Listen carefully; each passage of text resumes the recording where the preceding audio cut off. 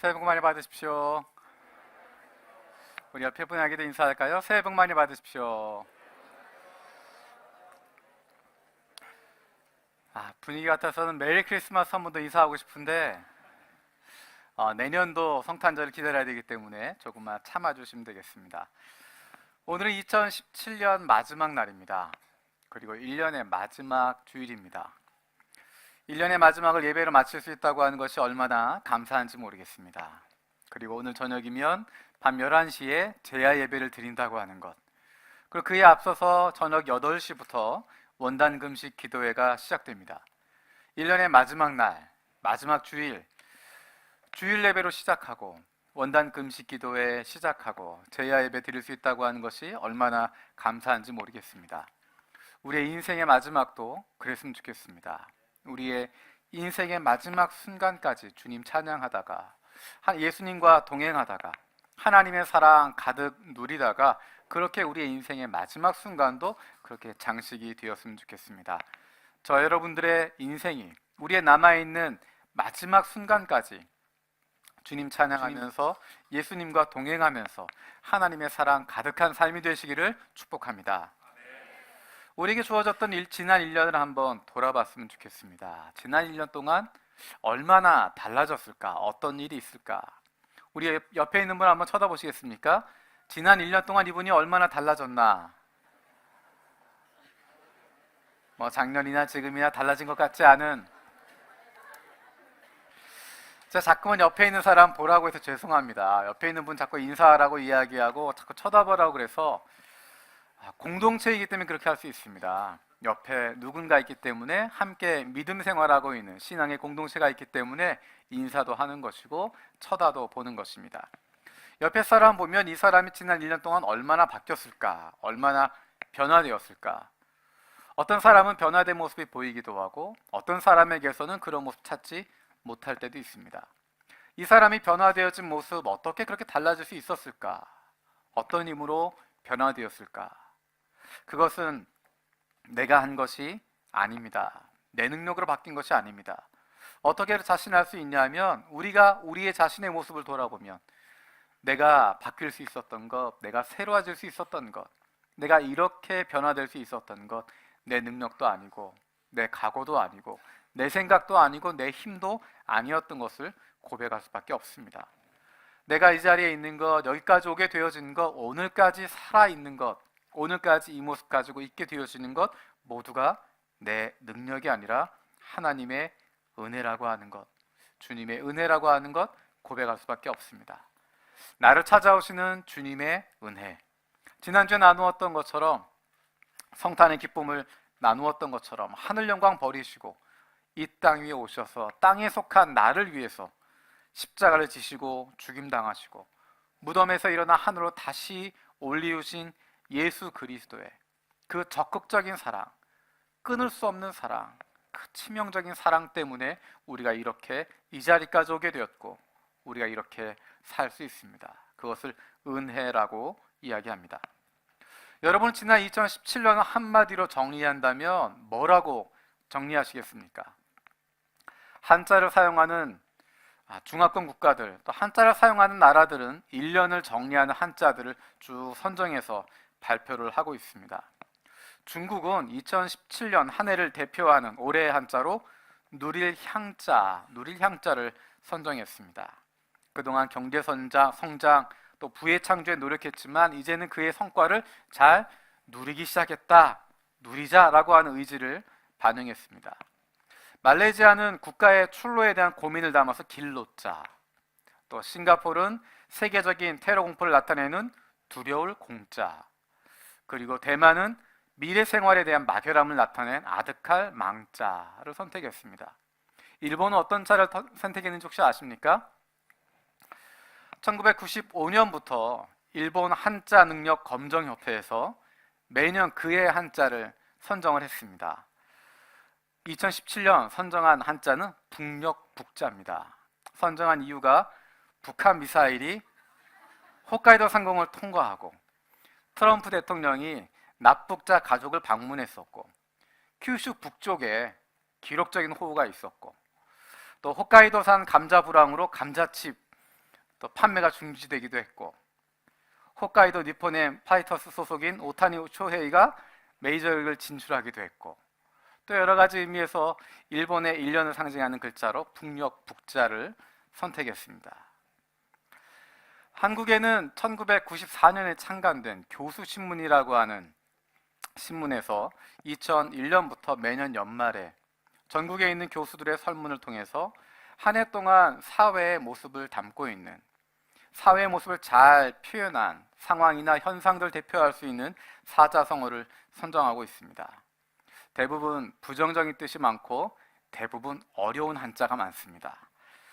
지난 12월 17일 2017년을 대표할 수 있는 사자성어를 선택했습니다. 혹시 이게 뭔지 아십니까? 파사현정입니다.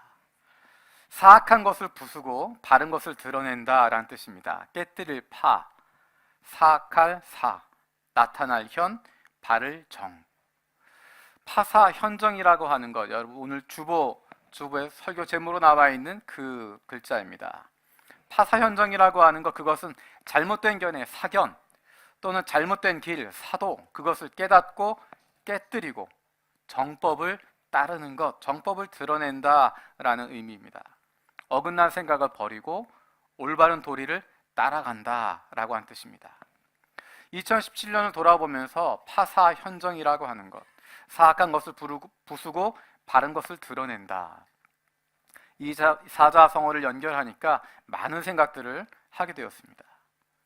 단순히 정치적인 것만 이야기하는 것이 아닙니다. 어쩌면 파사현정이라고 하는 이것이 우리의 삶을 보여주는 것이 아닌가 하는 생각을 하게 됩니다. 2017년 1년 만의 생활이 아니라 우리가 살아온 그 삶의 시간들이 그런 것이 아닌가. 우리 안에 있는 사악한 것들, 우리 안에 있는 간사한 것들, 우리 안에 있는 죄로 말미암아 죄를 지을 수밖에 없고 죽을 수밖에 없는, 죽음의 노예로 살아갈 수밖에 없는 인생들, 인간의 사악한 운명을 부수고 깨뜨리고 바른 것, 하나님의 선하신 뜻, 영원하신 하나님과 함께 동행하는 영생을 누릴 수 있도록 해주시는 예수 그리스도, 그분이 하신 일이야말로 파사현정이 아닌가 생각하게 되어집니다. 이것이 바로 복음이 아닌가 생각합니다. 우리 인생 가운데 파사현정이 있었다고 한다면 어떻게 그것이 가능할 수 있을까? 사악한 것, 간사한 것, 잘못된 것, 그것을 부순다고 이야기하지만 어떤 것이 사악하다고 이야기할 수 있을까? 어떤 것이 잘못되었다고 이야기할 수 있을까? 어쩌면 나에게 유익이 되기 위해서 남의 것, 다른 사람의 것을 사악하다라고 이야기하고, 내 것이 아니면, 내 편이 아니면 사악한 존재라고 정의하고 그것을 부순다면, 나의 이익을 위해서 다른 것들을 사악이라고, 사도라고, 사견이라고 이야기할 수도 있다는 것입니다. 우리가 사악한 것, 잘못된 것, 그릇된 걸 다 부순다고 하더라도 어떻게 정말 현정, 바른 것, 정의가 나타날 수 있을까? 정말로 정법이 있고 정의가 있고 올바름이 나타날 수 있을까? 우리에게 정말 정의가 있나? 우리에게 정말 정법이 있나? 인간에게 선함이 있나? 사악을 없앤다고 정의가 드러날 수 있을까? 우리 안에, 인간 안에 정법이, 정의가, 올바름이 정말 있을 수 있을까? 그것이 있다고 하더라도 이미 그것들 오염되어서 우리가 가지고 있는 사견, 사도에 의해서 우리가 가지고 있었던 잘못된 모습들 때문에 그 올바른 것들 다 오염되어지고 왜곡되어지고 잘못된 것들로 바뀌어버릴 텐데, 우리가 가지고 있는 사악함 때문에, 잘못된 생각 때문에, 잘못된 도리 때문에 이미 더러워지고 오염되고 그 기능을 상실해 버렸을 텐데, 우리 안에 선함이 있어서가 아니라, 우리 안에 바름이 있어서가 아니라, 우리 안에 정의가 있어서가 아니라 예수 그리스도가 우리 안에 들어오심으로 말미암아서 우리는 의롭다 여기심을 받게 되었습니다. 우리 안에 예수 그리스도가 계실 때 우리 안에 있는 사악함이 부수어지고 우리 안에 더러움이 깨어지고 우리 안에 계신 예수 그리스도 그분으로 말미암은 의로움이, 바름이, 정의로움이, 정법이 드러나게 되는 것입니다. 예수 그리스도가 우리 안에 계실 때 비로소 우리의 인생에 파사 현정이 가능해질 수 있는 것입니다. 그렇다면 그 예수 그리스도가 우리 안에 어떻게 계실 수 있을까? 예수 그리스도가 계시지 않으면 파사 현정 불가능하다고 이야기했는데 어떻게 하면 예수 그리스도가 우리 안에 계실 수 있을까? 성경은 내가 예수님을 찾아가는 것이 아니라 예수님이 우리를 찾아오신다라고 말씀하십니다. 그것을 보여주고 있는 것이 오늘 읽었던 본문의 말씀입니다. 우리 다 함께 오늘의 본문 1절에서 7절까지 요한복음 4장 1절에서 7절까지 같이 읽도록 하겠습니다. 시작. 예수께서 제자를 삼고 세례를 베푸시는 것이 요한보다 많다 하는 말을 바리새인들이 들은 줄을 주께서 아신지라. 예수께서 친히 세례를 베푸신 것이 아니요 제자들이 베푼 것이라. 유대를 떠나사 다시 갈릴리로 가실새 사마리아를 통과하여야 하겠는지라. 사마리아에 있는 수가라 하는 동네에 이르시니 야곱이 그 아들 요셉에게 준 땅이 가깝고 거기에 또 야곱의 우물이 있더라. 예수께서 길 가시다가 피곤하여 우물 곁에 그대로 앉으시니 때가 6시쯤 되었더라. 사마리아 여자 한 사람이 물을 기르러 왔음에 예수께서 물을 좀 달라 하시니. 1절에서 3절의 내용을 보면 그 상황이 어떻게 된 것인지를 좀 생각해 볼 필요가 있습니다. 우리가 다루었던 것처럼 요한복음 1장에서는 예수가 어떤 분이다 라고 한 것을 선포하고 있고 세례 요한이 사람들에게 보라 이는 하나님의 어린 양이다, 세상 죄를 지고 가는 하나님의 어린 양이다 라고 사람들에게 선포하고 있습니다. 그래서 그 자리에서 몇몇 사람들은 예수님을 따르기 시작합니다. 아직 세례 요한의 제자들이지만 그에게 소개를 받고 랍비라고 생각하면서 예수님을 따라갑니다. 예수님을 따르기 시작하고 그와 함께 시간을 보내며 랍비가 아니라 그저 위대한 스승 중에 한 명이 아니라 이분이야말로 메시아구나, 이분이 하나님의 아들이구나 고백하게 되어집니다. 하지만 여전히 그들은 세례 요한의 영향권 밑에 있었습니다. 그런데 그들이 2장에 등장하는 갈릴리 가나 혼인잔치에서 물이 포도주로 바뀌는 사건을 통하여서 그 이적을 보면서 그 표적을 보면서 예수를 믿게 되었다라고 성경은 기록하고 있습니다. 이제 예수의 제자가 되었다는 것입니다. 3장에 보면 땅에 속한 사람의 대표 주자가 되어질 수 있는 니고데모가 등장합니다. 그는 학식을 가지고 있고 율법을 지키고 있었고 많은 깨달음을 가지고 있었고 겸손도 있었고 열정도 있었지만 그는 세상에 속한 사람이었기 때문에, 땅에 속한 사람이었기 때문에, 하늘에 속하지 않고 위로부터 태어난 사람이 아니기 때문에, 성령으로 거듭난 사람이 아니었기 때문에 예수님이 말씀하신 것 깨닫지 못하고 있습니다. 도무지 이해하지 못하고 있습니다. 그런 상황에서 4장의 내용이 시작되는 것입니다. 이제 4장에 들어가게 되면 예수님께서 내가 누구인지를 드러내 보이기 시작하십니다. 다시 말하면 아직은 그가 예수가 메시아로서 하나님의 아들로서 자신의 모습을 드러내실 때가 아니라는 것입니다. 지금까지는 유대에 머물고 계셨지만 그곳에서 아직 하나님의 아들로서 메시아로서의 모습을 드러내는 상태가 아니었는데 오늘 읽었던 1절에서 3절의 말씀을 보면 예수님이 더 이상 유대에 머물러 있을 수 없는 상황이 되어집니다.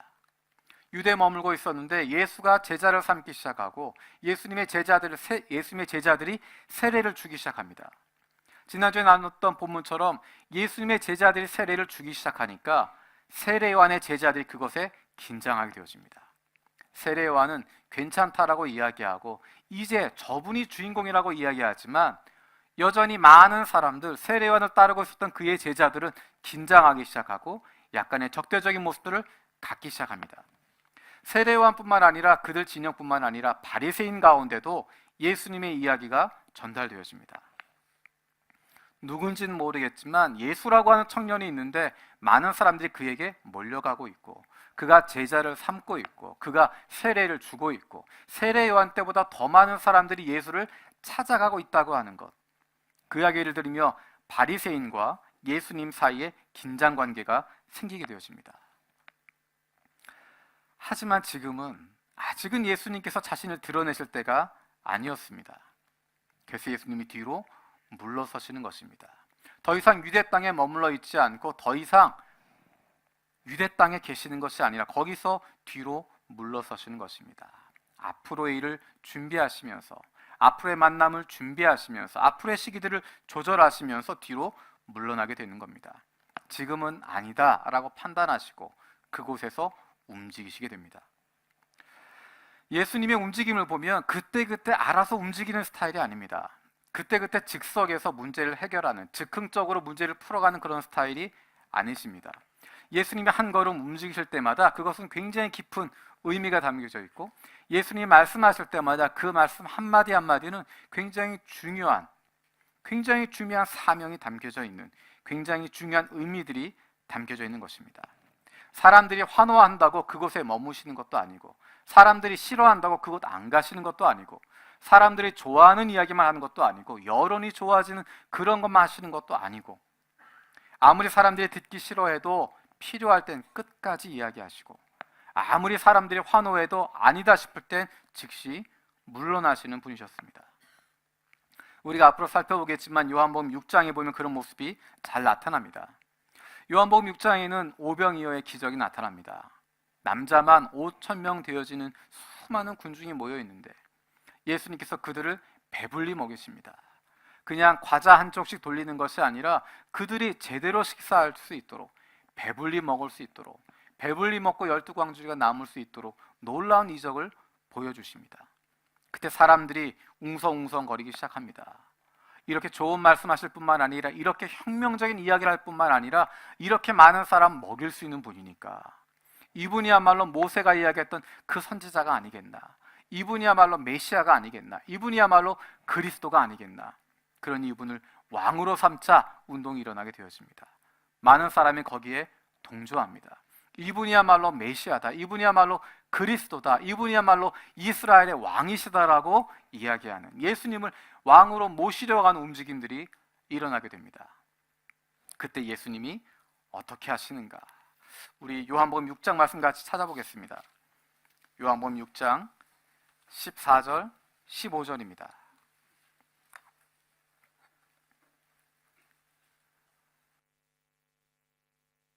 요한복음 6장 14절 15절입니다. 우리 함께 읽겠습니다. 그 사람들이 예수께서 행하신 이 표적을 보고 말하되 이는 참으로 세상에 오실 그 선지자라 하더라. 그러므로 예수께서 그들이 와서 자기를 억지로 붙들어 임금으로 삼으려는 줄 아시고 다시 혼자 산으로 떠나 가시니라. 사람들이 이야기하는 것, 성경적인 이야기를 합니다. 이 놀라운 표적을 봐라. 이것은 단순한 기적이 아니라 표적이라는 것입니다. 어떤 표적? 하나님이 보내실 그 선지자라고 하는 표적이다. 성경이 이야기한 것처럼, 모세가 이야기했던 것처럼 이분이야말로 바로 그 선지자, 하나님이 보내실 또 다른 선지자, 메시아라고 인정하는 것입니다. 여기까지는 맞는 이야기인데 사람들이 그래서 예수님을 왕으로 모시려고 합니다. 기름 부은 왕으로 그를 모시려고 하고 있습니다.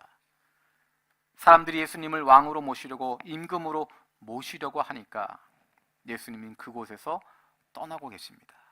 수많은 사람들이 그 자리에 모여 있었고, 수많은 사람들이 믿음으로 고백하고 있었고, 주는 그리스도라고 고백하고 있었고, 하나님의 말씀대로 되었다고 고백했고, 당신이 구원자라고 이야기하고 있는데, 수많은 사람들이 한꺼번에 여론이 몰리고 있고, 모든 사람이 그것을 다 바라고 있는데 예수님은 거기에서 물러나고 계십니다. 내 원래 뜻은 아니었지만 모든 사람이 원하니, 모두가 원한다면, 여론이 그렇다면, 대다수가 그것을 찬성한다면 내가 어쩔 수 없이 왕이 되지, 내가 그 길을 따라가지, 그렇게 말씀하시는 것이 아니라, 그 많은 사람들이 예수님 따르고 있지만, 다 찬성하고 있지만, 왕으로 모시겠다라고 이야기하고 있지만, 어쩌면 그것이 조금 더 빠른 길, 쉬운 길 될 수 있지만 예수님은 아니다라고 이야기하십니다. 그리고 혼자 산으로 떠나갔다 이야기하십니다. 설득으로 되어질 수 없기 때문에, 내가 이야기한다고 되는 것 아니기 때문에 그 자리를 아예 피해버리십니다. 왜 그러셨을까? 예수님에겐 사명이 있었기 때문입니다. 사람들의 여론에 의해서, 사람들이 좋아해서 그렇게 따라가는 것이 아니라, 사람들의 마음을 기쁘게 하는 것, 그것대로 가는 것이 아니라 예수님에게 주어져 있는 사명이 있기 때문에 다른 길로 움직이지 않는 것입니다. 이와 비슷한 사건이 누가복음 5장에도 등장합니다. 예수님께서 나병 환자를 고쳐주십니다. 그 소문이 온 동네에 다 퍼집니다. 그래서 동네에 있는 많은 사람들이 몰려옵니다. 예수님이 하시는 재미있는 이야기 듣기도 하고 하나님의 말씀 듣기도 하고 그 말씀 들으면서 속 시원해지기도 하고, 또 한편으론 병자들, 병이 있는 사람들, 아픔이 있는 사람들이 예수님께 나오는 것입니다. 그래서 그분 앞에서 믿음으로 나아가고 치유함을 받게 되어지는, 말씀도 듣고 치유함도 받게 되어지는, 그래서 수많은 사람들이 예수님께 몰려오고 있습니다. 하지만 예수님은 그 장면에서도 뒤로 물러나십니다. 그러나 예수께서는 물러나사 한적한 곳에 가서 기도하셨다라고 이야기합니다. 많은 사람들이 모여들고 있는데, 이적이 나타나고 있는데, 기적이 나타나고 있는데, 수많은 사람들이 이분이 메시아라고 이야기할 만큼, 이분이 그리스도라고 이야기할 만큼 많은 사람이 따르고 있는데, 많은 사람이 박수치고 있는데, 잘하고 있다라고 이야기하고, 어쩌면 사역에 놀라운 성공을 거두고 있는 것 같은데, 그 자리에서 예수님은 뒤로 물러나고 있습니다. 예수님의 사명이 있었기 때문입니다. 그 자리에서 인기 얻게 되어주는 것, 사람들에게 인정받는 것, 사람을 기쁘게 하는 것, 사람들과 함께 있는 것, 그것이 아니라 하나님이 예수님에게 주셨던 사명이 있었기 때문에 예수님은 그 자리에서 뒤로 물러설 수 있었던 것입니다. 예수님께서 말씀을 하실 때 예수님 주변에 많은 사람들이 있었습니다. 쉬운 이야기, 재미있는 이야기도 많이 하셨지만 예수님께서는 꼭 해야 할 말씀들을 선포하셨습니다. 어려운 이야기 하시니까, 부담되는 이야기 하시니까 듣는 사람들이 힘들어했습니다. 지금 여러분 표정처럼 왜 이렇게 어려운 얘기 하시지? 우리 요한복음 6장 60절 말씀 읽겠습니다. 요한복음 6장 60절입니다. 같이 읽겠습니다. 시작. 제자 중 여럿이 듣고 말하되 이 말씀은 어렵도다. 누가 들을 수 있느냐 한데, 어렵습니다 라고 하는 것입니다. 예수님 너무 어려워요. 너무 부담돼요. 너무 힘들어요. 그 말씀 듣기가 내 마음이 좀 힘듭니다. 왜 이렇게 어려운 말씀들 하십니까? 말이 어려운 것뿐만 아니라 내가 그렇게 살아가는 건 어렵다는 것입니다. 난 그런 삶 살 수 없다는 것입니다. 예수님 가르침대로 내가 살아갈 수 없다는 것입니다. 조금만 낮춰주십시오. 조금만 기준을 낮춰주십시오. 조금만 약하게 이야기하시면 우리가 다 따라갈 텐데, 우리가 그 말씀대로 다 순종할 텐데, 예수님 기준을 조금만 낮춰주십시오. 수많은 제자들이 예수님을 떠나가게 됩니다. 우리 66절, 67절 읽겠습니다. 66절, 67절 시작. 그때부터 그의 제자 중에서 많은 사람이 떠나가고 다시 그와 함께 다니지 아니하더라. 예수께서 12 제자에게 이르시되 너희도 가려느냐. 예수님이 어렵게 이야기하시니까 제자들이 한번 경고를 합니다. 어렵습니다. 따르기 힘듭니다. 수위 조절해 주시죠. 우리가 들을 만큼 이야기해 주시죠. 우리의 신앙의 수준에 맞춰서 해 주시죠. 예수님은 거기에 타협하지 않습니다.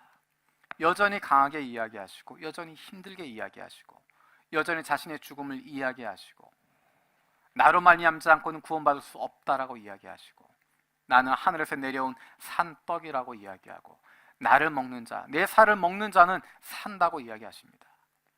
그래서 많은 제자들이 예수님을 떠나갑니다.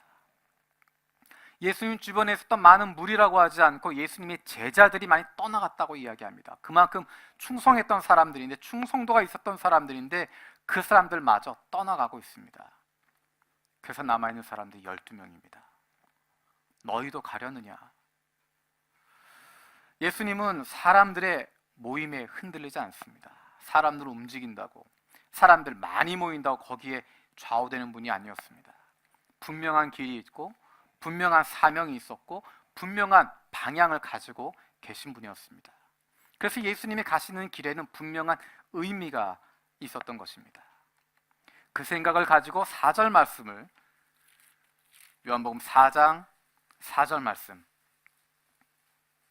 4장 4절 같이 읽겠습니다. 시작. 사마리아를 통과하여야 하겠는지라. 팔레스타인 땅을 보면 맨 아래쪽이 유대 땅입니다. 가운데가 사마리아, 맨 위가 갈릴리 지방입니다. 예수님은 갈릴리에 사셨지만 지금 유대에 와 계십니다. 그런데 이제 다시 갈릴리로 돌아가시는 겁니다. 그러면서 4절에 뭐라고 이야기하냐면 사마리아 땅을 지나가야 되겠다라고 이야기합니다. 사마리아를 통과해야 되겠다. 우리가 그냥 생각하면 밑에서 위로 올라갈 때 중간 지나가는 거 당연하지라고 생각할 수 있을 텐데 굳이 4절에서 사마리아를 통과하여야 하겠다라고 이야기합니다. 일반적으로 유대 사람들은 사마리아 땅을 피해 다녔습니다. 멀리 요단강을 건너가서 동쪽으로 돌아서 다시 북쪽으로 올라가서 요단강을 건너가는 방식을 선택했습니다. 그냥 사마리아 통과해서 가면 금방 갈 수 있는데 굳이 멀리 돌아서 며칠 시간을 더 써서라도 돌아서 움직였습니다. 제가 몇 년 전에 중국 출장을 자주 다녀왔었습니다. 중국 북경에, 또 청도에, 상해에, 온주에, 홍콩에, 또 연길에, 심양에 많은 곳을 돌아다녔는데 서울에서 북경까지 2시간 10분 정도 걸립니다. 그리고 서울에서 연길까지 2시간 반 정도 걸립니다. 비행기 요금도 비슷하게 들어갑니다. 그래서 저는 연길이 북경 근처에 있는 줄 알았습니다. 북경에서 조금 더 지나가면 연길이 있으려니. 왜냐하면 북경까지 2시간 10분인데 거기서 20분쯤 더 가야 연길이 있으니까 비행기에서 지도를 찾아보면서 연길이 어디쯤 있나 한참 찾아봤습니다. 북경 근처에 없습니다. 연길이 어딘지 아시나요? 어디 있습니까? 북한 바로 위에 있습니다.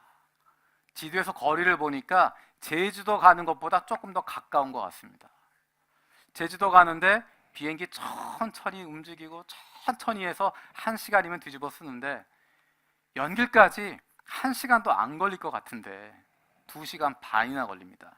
비행기 요금 제주도까지 10만 원이면 충분히 갔다 오는데 연길까지 훨씬 비싸게 다녀옵니다. 훨씬 비싼 돈 내고 다녀와야 됩니다. 물론 연길 가는 비행기는 기내식을 주지만 그게 그 정도의 비싼 음식은 아닌 것 같습니다. 1시간도 걸리지 않은 거리인데 2시간 반이나 걸립니다. 왜 그럴까요? 인천을 떠났던 비행기가 중국 산동 반도, 요동 반도 쪽으로 크게 돌아서 가기 때문입니다. 서울에서 연길로 직진으로 가면 1시간도 걸리지 않는데 저쪽 서쪽으로 중국 땅으로 길게 돌아서 우회해서 가기 때문에 2시간 반이 넘게 걸리게 됩니다. 왜 그럴까요? 북한 영공을 지나갈 수 없기 때문에. 북한 영공만 지나갈 수 있으면 1시간도 걸리지 않는 거리인데 쉽게 다녀올 수 있는 거리인데 북한 영공을 지나가지 않다 보니까 옆으로 돌아가다 보니까 2배, 3배의 시간이 들어가고 비용도 그렇게 많이 들어가게 되는 것입니다. 유대 사람들에게 사마리아 땅 국경이 폐쇄된 것은 아니었지만 어쩌면 국경보다 더 큰 거부감이 그들에게 있었습니다. 사마리아 사람들에 대한 거부감, 그들과 상종하지 않으려고 하는, 만나려고 하지 않는, 그 땅 밟고 싶지도 않은 그러한 거부감 때문에 유대 사람들은 옆으로 돌아가게 되었습니다. 왜 그런 거부감을 가졌을까? 왜 유대 사람들이 사마리아 사람들에 대한 그런 거부감을 가지고 있을까? 그것은 다음 시간에 좀 더 자세히 다루도록 하고요. 어쨌든 일반적인 유대 사람들은 그 거부감 때문에 직접 땅에 들어가지 않고 옆으로 돌아서 움직였습니다. 굳이 며칠 시간을 걸려서라도 돌아갔는데 오늘 본문에 보면 예수님께서 사마리아를 통과하여야 하겠는지라라고 이야기합니다. 굳이 그 땅을 지나가겠다라고 이야기하는 것입니다. 왜 사마리아를 통과하려고 하셨을까요? 왜 그 땅을 굳이 지나가려고 하실까요? 예수님 바쁘셨을까요? 뭔가 일이 있었을까요? 갈릴리에 가서 뭔가 할 일이 있었기 때문에 시간이 촉박했기 때문에 위험을 무릅쓰고 사마리아를 뚫고 지나가야 됐을까요? 우리 4장 43절 말씀 보겠습니다. 4장 43절입니다. 같이 읽겠습니다. 43절입니다. 시작. 이틀이 지남에 거기를 떠나 갈릴리로 가시며, 거기라고 하는 것은 사마리아입니다. 사마리아에 이틀을 머무셨습니다. 정말로 예수님이 바쁘셨다면, 뭔가 급한 일이 있었다면 바로 올라갔을 텐데 굳이 사마리아 땅에서 이틀을 더 머물렀다라고 이야기합니다. 이틀이라고 하는 시간을 보냈다고 이야기합니다. 그것을 보면 예수님이 바빠서 굳이 빨리 지나가야 되기 때문에, 서둘러야 되기 때문에, 유대에서 갈릴리로 빨리 가야 되기 때문에 사마리아를 지나간 것은 아닌 것처럼 보입니다. 바쁘지 않음에도 불구하고, 그곳에 머물 만큼 시간이 있었음에도 불구하고 왜 굳이 사마리아를 통과하셨을까? 더군다나 굳이 사마리아의 많은 동네 가운데서도 하필이면 수가성, 그리고 수가성의 그 많은 곳들 가운데서도 하필이면 굳이 그 야곱의 우물가에, 거기에 가셔서 6절 말씀을 보면 그대로 앉으셨다라고 이야기합니다. 왜 하필이면 그 자리에, 왜 하필이면 그 야곱의 우물에, 왜 하필이면 그 수가성에, 왜 하필이면 그 사마리아 성을 지나려고 하셨을까? 우리 4장 32절 말씀을 한번 보겠습니다. 4장 32절 같이 읽겠습니다. 이르시되 내게는 너희가 알지 못하는 먹을 양식이 있느니라. 34절입니다. 예수께서 이르시되 나의 양식은 나를 보내신 이의 뜻을 행하며 그의 일을 온전히 이루는 이것이니라. 예수님께서 허기지셨는데, 피곤하셨는데 제자들이 먹을 걸 구하러 마을에 들어갔습니다. 그리고 어느 정도 시간이 지나고 와서 보니까 예수님 그 자리에 앉으실 때만 해도, 우물가에 앉으실 때만 해도 금방 쓰러질 것처럼 배고파 보였는데 예수님이 힘이 있는 모습입니다. 누가 갖다 드렸냐? 누가 뭐 좀 드렸냐? 물어보고 있는데 예수님 말씀하십니다. 내 양식은 그런 거 아니다. 너희가 알지 못하는 양식이 나한테 있다. 그것은 무엇이냐면 나를 보내신 이의 뜻을 행하는 것이다. 나를 보내신 이 하나님의 뜻을 행하는 것이다. 그의 일을 온전히 이루는 것이다.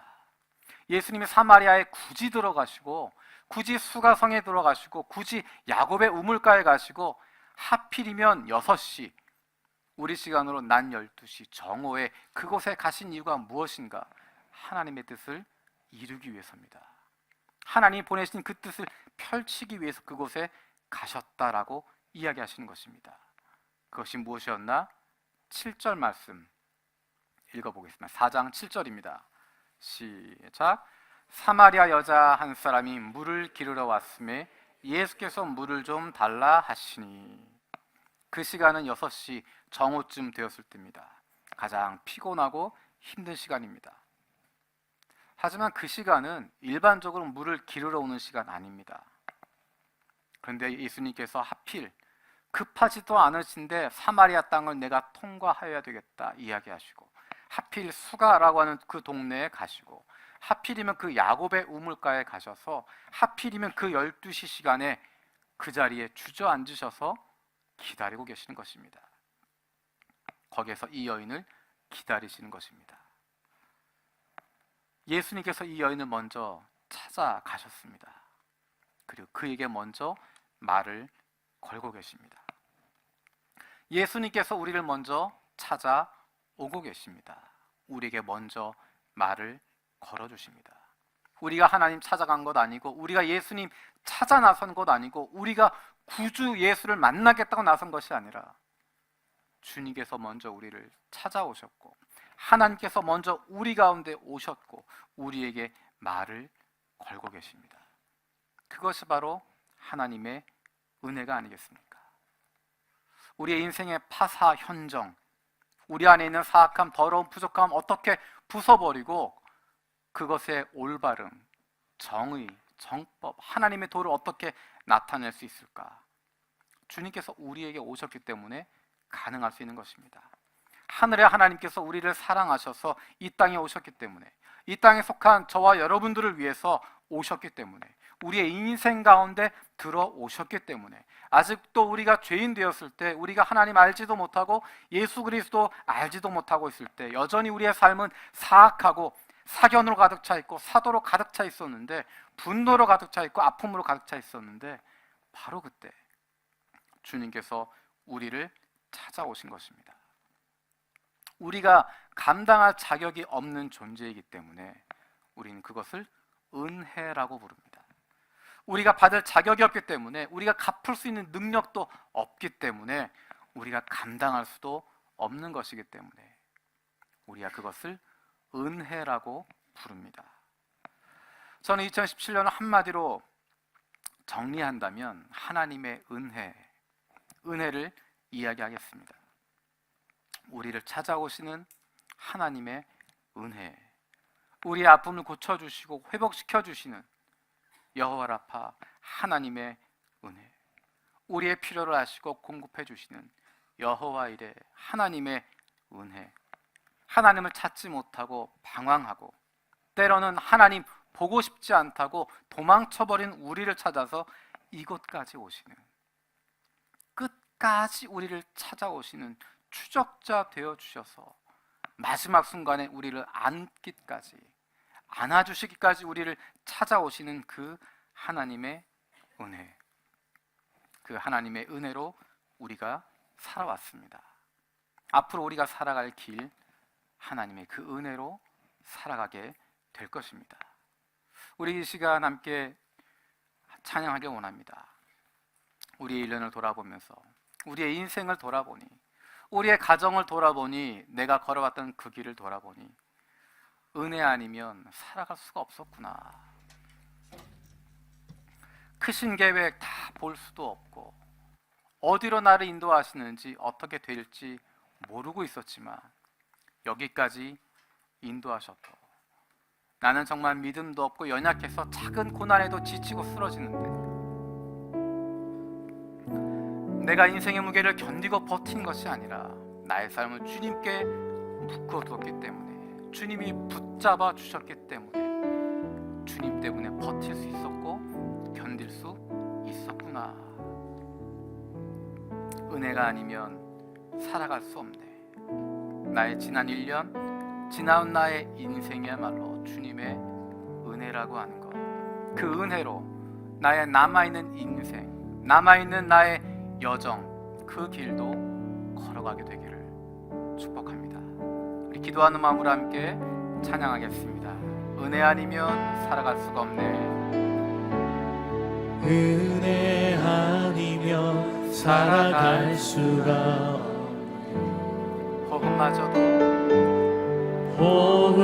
호흡마저도 다 주의 것이니 세상 평안과 위로 내게 없어도 예수, 오직 예수뿐이네. 은혜 아니면 살아갈 수가 없네. 그 은혜 아니면 살아갈 수가 없네. 호흡마저도 다 주의 것이니 세상 평안과 위로 내게 없어도 예수, 오직 예수뿐이네. 크신 계획 다 볼 수도 없고, 크신 계획 다 볼 수도 없고 작은 고난에 지쳐도 주께 붙인 나의 모든 삶 버티고 견디게 하시네.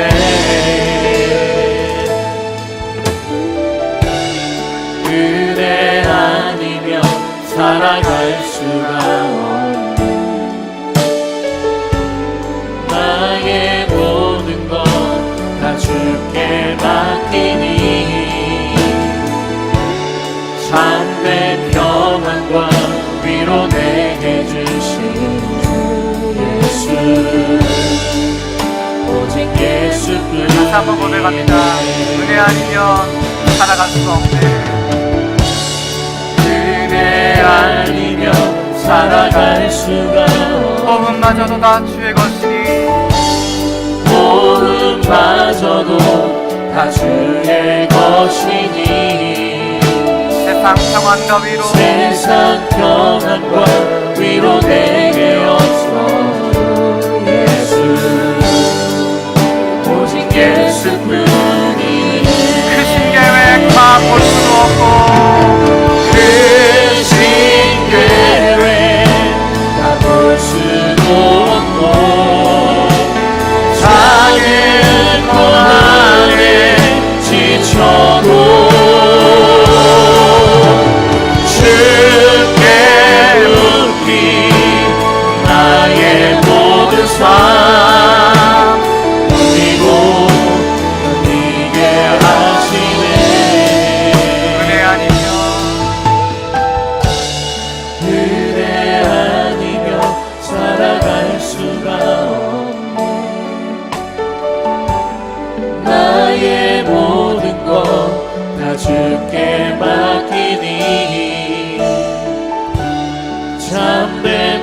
평안과 위로 내게 주신 주 예수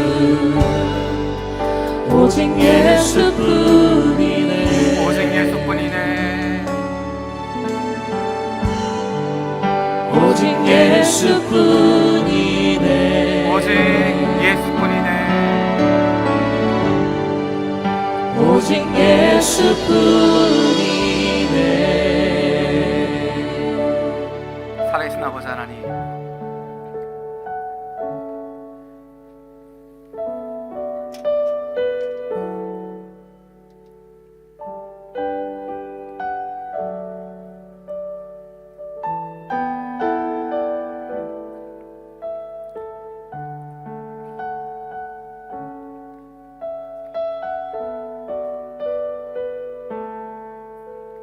우리의 1년 돌아보니, 우리 인생 돌아보니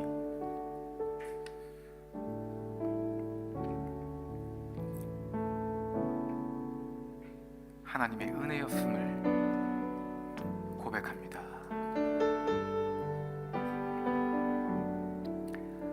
우리가 갈 길 우리 잘 모르지만 내 인생 어디로 가야 할지, 무엇을 해야 할지, 어떻게 살아야 할지 잘 모르고 있지만 주님이 여기까지 인도하여 주시고 한 걸음 한 걸음 붙잡고 함께 오신 것 감사드립니다. 사마리아 그 여인을 찾아서 예수님께서 사마리아를 통과하시고 그 수가성에 들어가시고 그 야곱의 우물가에 앉으셔서 그 여인 만나 주셨던 것처럼, 먼저 말을 걸었던 것처럼 우리가 아직 죄인 되었을 때, 예수님 알지도 못하고 하나님 알지도 못하고 있을 때, 여전히 우리의 마음 가운데 더러운 것으로, 사악으로, 죄악으로 가득 차 있음에도 불구하고 우리를 먼저 사랑해 주셔서 우리를 찾아오시고 품어주시고 사랑해 주심을 감사드립니다. 지금까지 살아온 우리의 인생 주님의 은혜였음을 고백하고, 이제 우리의 남아있는 평생, 남아있는 여생도 주님의 은혜 가운데 거하게 하여 주시옵소서. 우리 인생 마지막 순간까지 날마다 주님을 찬양하고 예수 그리스도와 동행하고 하나님의 그 은혜와 사랑 마음껏 누릴 수 있는 주님의 자녀들 되게 하여 주시옵소서. 감사드렸고 예수님의 이름으로 기도드립니다. 아멘.